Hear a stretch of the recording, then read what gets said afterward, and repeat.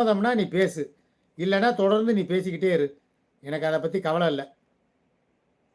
சரியண்ணா compromise பண்ணுங்க. சண்டைய நிறுத்துங்க. மேலும் மேலும் போகாம ஒரே வார்த்தை, நான் தான் எல்லாமே உனக்குன்னு முடிச்சு விட்டுருங்க அண்ணா.